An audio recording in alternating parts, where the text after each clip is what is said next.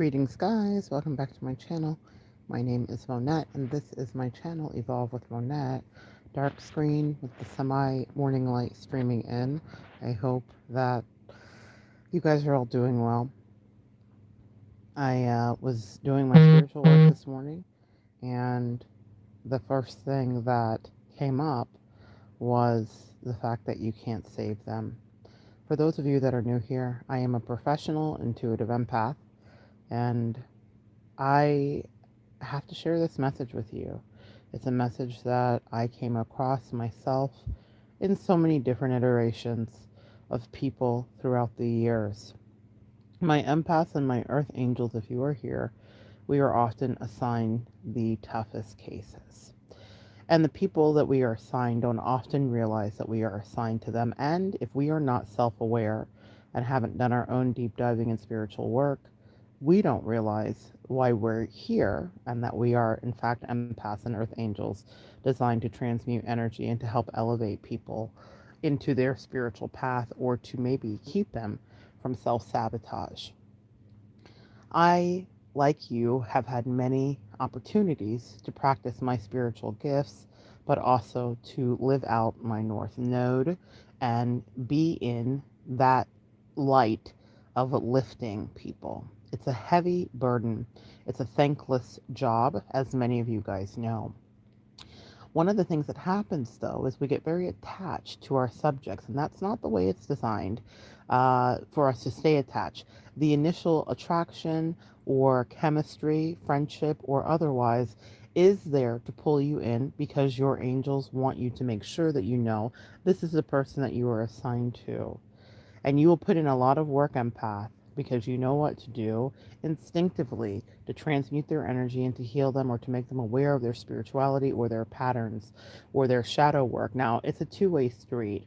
You think that it's just something you're doing for them.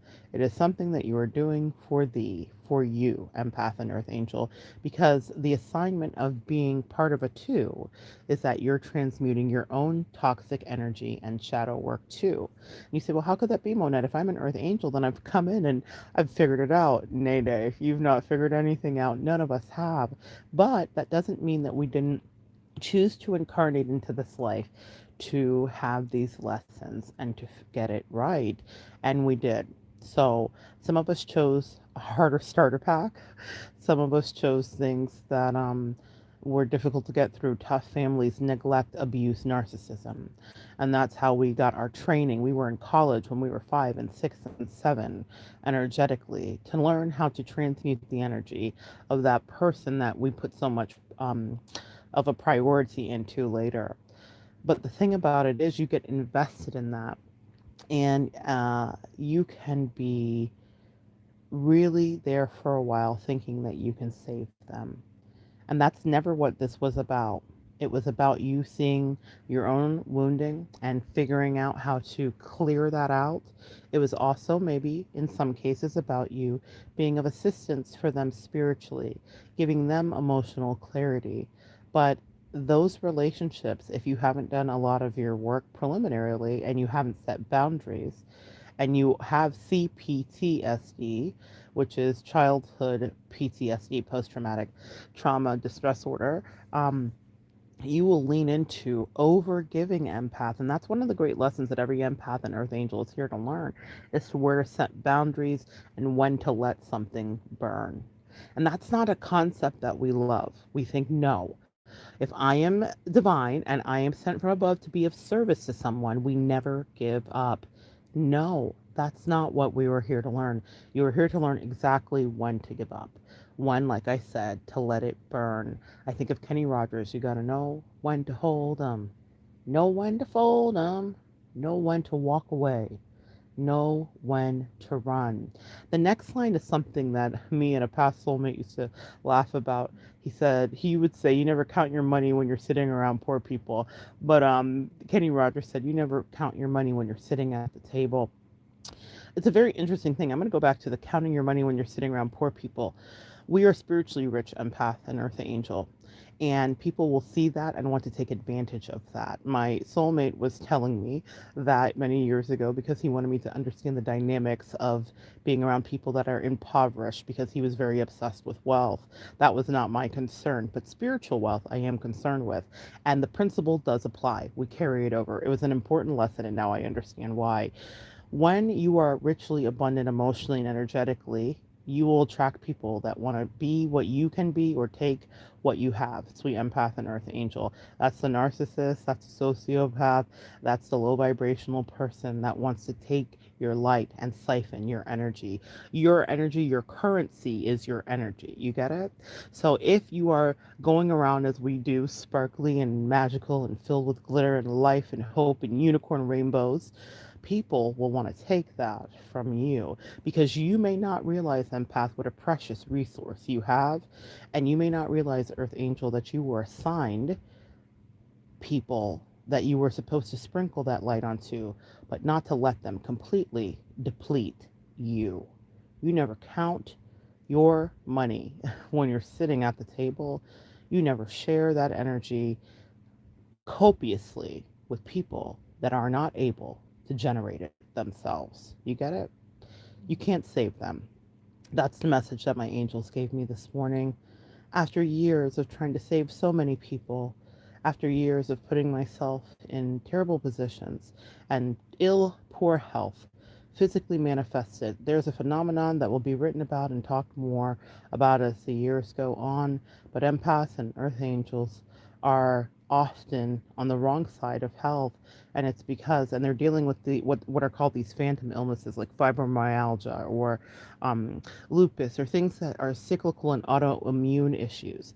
And that starts really in our gut, not listening to ourselves, not knowing when to pull out and back up out of a situation. What we do is we give infinitesimally to people around us and we think that we can save them, and that's never your responsibility. And I go back to the notion of salvation. You have to have a relationship with the God of your creation, with the God of your own ideation, and you have to communicate and have a daily relationship. And that's your salvation. Your salvation isn't in a quick prayer, no matter what your denomination. Your salvation is the day to day grind and interaction and relation. That's the salvation because that's what saves you in those moments. That's your saving grace, and that's how you own your spirituality. A lot of us get into these relationship dynamics where we know that we're assigned someone. I often say earth angels are assigned assholes. We know that we are assigned someone and we know that they're tough and we know that they are taking us for granted. And a lot of us are operating out of our wounding, that CPTSD. We're operating out of that where we were breadcrumbed as children and not given enough love, where we were treated terribly, but we clung on to our abusers with Stockholm syndrome. And even though you grow up and you evolve, you still will find yourself in those cycles to clean out what was ever there in the beginning so that you can move on and that you can teach and be around people that are of your tribe.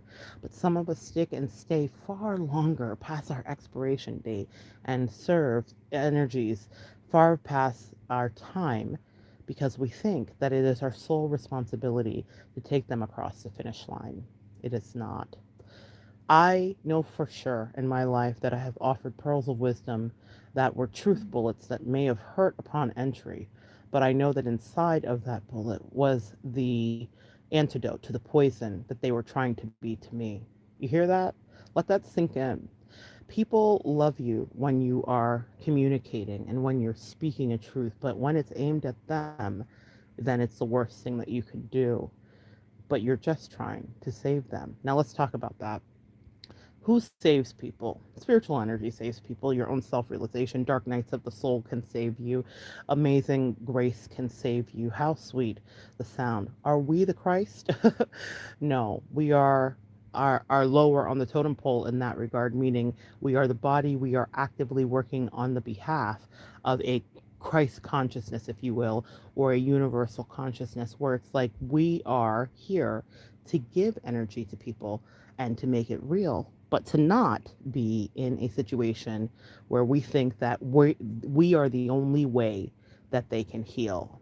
How incredibly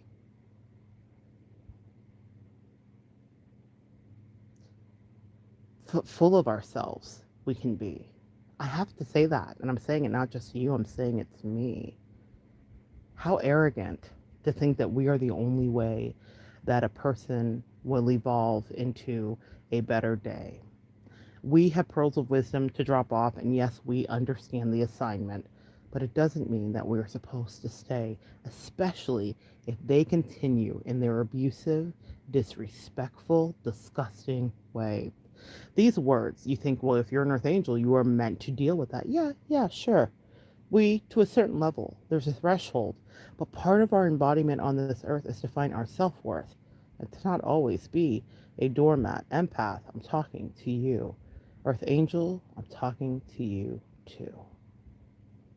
Of course, the natural predilection to rescue and save has been bred in us from our birthing day when we came into families that did not know how to love us in the proper way. That's a CPTSD. But the thing to know about that is that doesn't mean that you stay around and invest all of your precious energy into a person that would rather burn a relationship to the ground and never put it out with any of their understanding or kindness. It's not that you're punishing them when you walk away. It's that you're loving yourself so that you can live another day. My advice and recommendation to you is to extract what you could have better done and what you thought you should have done and what you could do in that relationship. Take a look at it and see where it taught you about where you weren't loving yourself, where you were chasing pavements, even if it led nowhere. Hello, Adele. Were you younger? Were you 21? Were you 25? Or were you 30 when it occurred to you and when you had the epiphany that maybe this person not only didn't want to be saved, but they were hurting thee? That's when you evolve and burst into self love, a kaleidoscope of colors in the air. I'm thinking of Khalees, that song Kaleidoscope. Maybe there's a message for someone there.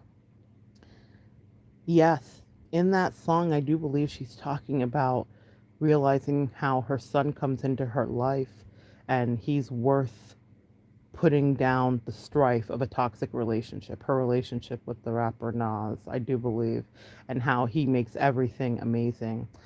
The reason they had me reference kaleidoscope is because you are birthing yourselves, empath and earth angels, through some of those toxic relationships that you thought you were assigned to save them. The person you were always supposed to save, the infant, was in you, your inner child. That's what you were really sent to do. And that whomever, friend, lover, husband, spouse, wife, family member, was just there to be a mirror to reflect back to you that you deserved to have that love first. It was always you. When you save yourself, the same way if you were a mother, you would instinctively save your child, then that's when you can really begin to heal. And that's when you can start to walk the hero's journey, which is a very, very long mile. You are not supposed to be sacrificial, earth angels. You are not the Lamb of God. You are an energy sent here to support the people around you. You are an energy sent here to edify yourself and to grow and evolve.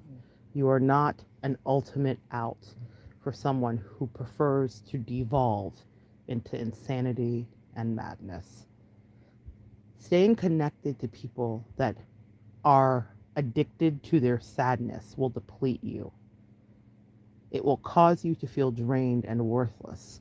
It will cause you to not feel like the best you. You have to learn how to assess when it's time to dismount, and know when you've done your best. You can offer nothing else. To stay in people's lives after you've given them everything and more, and they come back and they're greedy and avaricious, and they're tossing you to the floor and disregarding you or discarding you, for those of you dealing with the empath narcissist dynamic, is to commit Harry Carey on that inner child. Suicide. to put down that inner child, to say you don't deserve to be loved, you don't deserve to run wild, you don't deserve to be free, you don't deserve to be seen, you don't deserve to be loved, you don't deserve to be hugged, you deserve to be depleted and breadcrumbed. No, that's not the truth, angels. That's not the truth, empath. You were put into a person's life, persons' lives, families' lives, lovers' lives, spouses' lives, bosses' lives, colleagues' lives, besties' lives for a reason. And for many of us, it will always be just a season. Do not that season prolong because you're afraid you're going to get it wrong if you walk away when they refuse to do their work. You are not here to be their beast of burden. You are not here to take the lashes and to constantly be hurt. There comes a time in every journey where these things will befall us, but they are not to keep us mired in the dirt. They are here to help us see the truth so that we know we did have work to do and we can look at ourselves and say we have completed a good work. It is okay to walk away from energies that didn't want to stick and stay. And even though your loyalty almost yourself did betray, to continue to put in work, your angels communicate with you right now if you're listening to this video to say it's okay to bow out gracefully and know that it does not determine your worth. That is your message this morning, my sweet empaths and earth angels. You cannot save them. Don't save them. They don't want to be saved. Save yourself instead and look back at the road you paved. If you have understood the assignment, you have left them bricks in the road that they can build on their own if they want to bear their own load. You are not their oxen. You are not their cattle.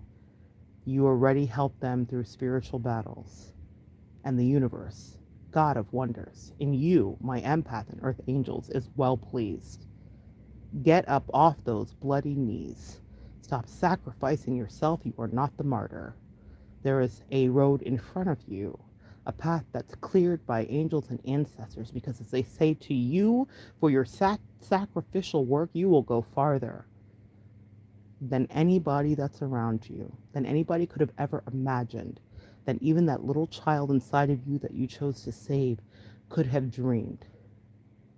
There is more world, there are more relationships, there is more goodness to be seen. You paid your dues. It is no longer your responsibility. And now, sweet empath, dear earth angel, of guilt, you must set yourself free. I love you guys so much. So good to share some energy with you on this morning. Come back and join me next time. We'll continue to evolve together.